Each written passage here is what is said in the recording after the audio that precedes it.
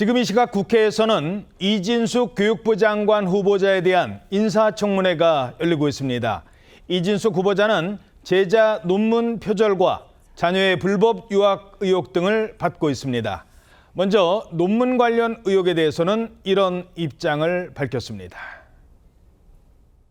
제자 학위 논문과 후보님이 발표한 논문에 있어서 그 표가 유사한 게 도대체 몇 개가 들어가 있는가? 표가 17개, 21개까지도 같은 표들이 나오는 것을 볼 수가 있습니다. 그러면 이것은 사실상 같은 논문이다.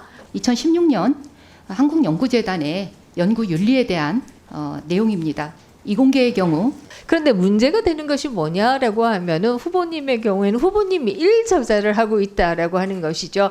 1저자는 일반적으로 실험을 주도한 분이 1저자가 되는 것이고 교수님은 교신 저자로 들어가야 되는 것인데 왜 모든 논문에 있어서 후보님이 1저자로 들어갔느냐. 대부분의 연구가 학생이 학위 논문을 하기 전에 제가 연구 책임자로 수행했던 연구들입니다. 그러니까 네. 그 제1저자가 되는 것은 너무나도 당연한 일이었고요. 그래서 그것을 제자가 발전시켜서 본인의 학위 논문으로 가져간 거기 때문에 표가 같을 수밖에 없고 같은 실험이니까요. 자, 논문과 관련해서는 어떤 의혹이 있었던 겁니까? 네, 자신의 논문을요, 각기 다른 학회지에 쪼개서 발표한 중복 게재 의혹과요, 제자 학위 논문에 자신을 제1저자로 등재한 논문 가로채기 의혹, 그리고 제자 학위 논문에 쓰인 오타까지 그대로 베껴 쓰면서 논문 표절 의혹 등을 받고 있습니다. 이 교육부 장관이 대학의 연구 윤리를 감독하기 때문에 이 교육부 수장의 후보자의 이 논문 의혹은 정말 치명타인데요. 앞서 범학계 국민검증단은 이 후보자의 논문 150편을 조사한 결과 연구 부정행위 16건을 확인했다고 발표했습니다. 제자의 학위 논문을 학술지에 발표하면서 스스로를 제1저자로 표시한 게 8건, 그리고 제자의 논문을 출처 표기 없이 발표한 게 6건, 논문을 중복 게재한 사례도 2건으로 확인됐다고 밝혔습니다. 논문을 조사한 검증단에서는 이진숙 후보자의 자진 사퇴를 요구하고 나섰습니다. 학위 논문인데 박사학위는 이 사람이 받고 쓴 사람은 딴 사람이다. 말이 되나요? 이제 이진숙 후보자께서 자기가 이제 실질적인 지도를 했다라고 말씀하실 수 있겠죠. 그러나 그렇다고 해서 내 논문이다. 그거는 경우가 다른 거죠. 그렇게 되면은 그럼 그 순간 제자의 박사학위 논문은 박탈되는 거네요. 사실상 박탈됩니다. 자, 이에 대해서 이진숙 후보자 어떤 입장입니까? 이 후보자는 오늘 청문회에서 교육부 장관 후보자로서 국민 눈높이에 맞는 기준과 책임이 막중하다는 것을 깨닫는 시간이었다고 밝히면서도 지난 30여 년간 학자적인 양심에 따라 학문의 진실성을 탐구했고 제자들을 양성해왔다면서 표절 의혹을 일축했습니다. 대부분 교수 연구로 학생의 학위 논문을 썼다. 실험은 주로 학생들이 수행했고 연구 기획한 교수가 제1저자가 되는 것은 당연한 일이라면서 정면 반박했습니다. 또 자녀의 불법 유학과 관련해서도 의혹이 제기되면서 사과하라는 요구가 나왔습니다. 공교육을 강화하는 그런 역할이라는 것에 대해서 알고 계시지 않습니까? 그런데 자녀들은 전부 조기 유학을 했습니다. 국민의 눈높이에서 우려되는 부분들 솔직하게 사과를 하고 시작하시는 게 좋을 것 같은데. 큰아이가 미국에서 공부하기를 강력하게 희망했습니다. 많이 말렸지만 워낙 의지가 강하고 그런 입장에서 이기지 못하고 아이의 정을 들어준 것이었습니다. 둘째 아이도 언니를 따라서 1년 뒤에 유학을 가면서 그때는 그게 그 불법인지조차 사실 인지를 못했습니다. 국민들 여러분들께 정말 송구한 마음 금할 수가 없습니다. 진심으로 송구하다는 말씀 드립니다. 예, 불법인지 몰랐다라고 했는데 어떤 의혹인 겁니까? 그러니까 이 후보자가요, 2007년도에 둘째 딸을 중학교 3학년 1학기를 마치고 미국으로 유학을 보냈습니다.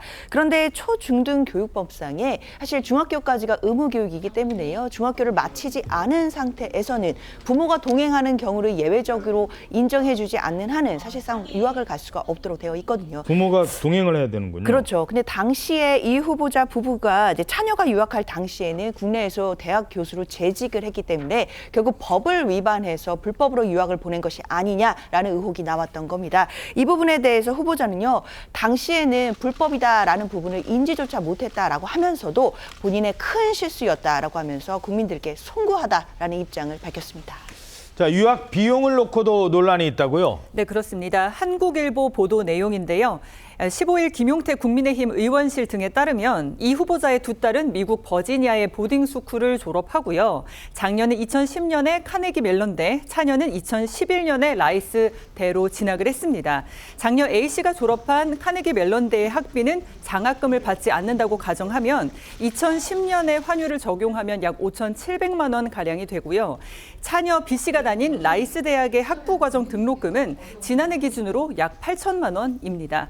이 후보자는 그동안 국가 균형 발전과 대학 서열화 타파 취지로 서울대 10개 만들기를 제안하면서 교육 격차 해소를 주장해 왔었는데, 국민의힘 김용태 의원은 자녀들의 고가 해외 유학에 매몰됐던 후보자가 공교육을 살리겠다는 이 절실함이 있을지 의문이라고 주장을 했습니다.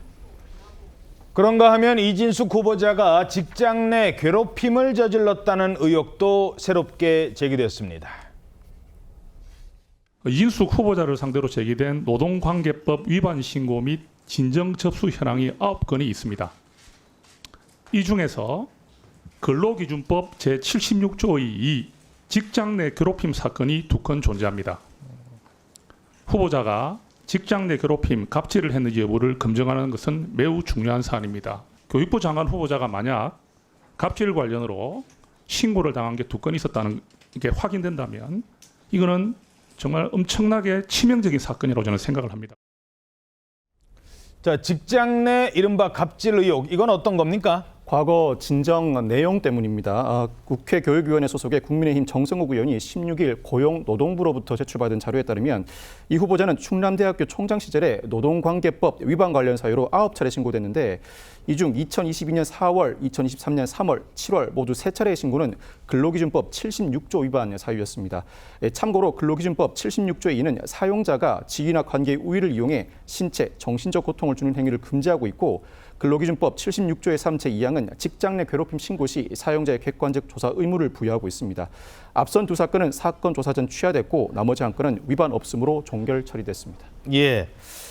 자, 각종 의혹이 불거지자 교육단체들도 나섰습니다. 반대 입장을 밝히고 있는데 심지어 전교조에서도 사퇴를 요구하고 나섰습니다. 이진숙 교육부 장관 후보자는 청문회를 가기 전에 자진 사퇴하십시오. 이재명 대통령은 지금이라도 부적격 교육부 장관 지명을 철회해야 합니다. 국민주권 정부가 성공하길 바랍니다. 그 길에 전교조는 자기 목소리를 내겠습니다. 전교조도 반대하고 있다고요? 그렇습니다. 전교조는 어제 기자회견을 열고요. 공교육을 책임지기에 자격이 부족한 이진숙 교육부 장관 후보자의 지명을 이 대통령이 즉각 철회할 것을 강력히 요구한다라고 밝혔습니다. 진보 성향 교원단체인 전교조가 더불어민주당 정권의 교육부 장관 지명자의 사퇴를 촉구하는 게 이례적이다라는 분석이 나오고 있는데요. 그런데 전교조는 이 후보자가 지명이 됐던 지난달 29일에도 논평을 냈었습니다. 초중등 교육의 문제를 깊은 이해와 실천적인 해법을 실천한 경력은 찾아보기 어렵다면서 능력 검증이 필요하다, 이런 유보적 평가를 냈습니다.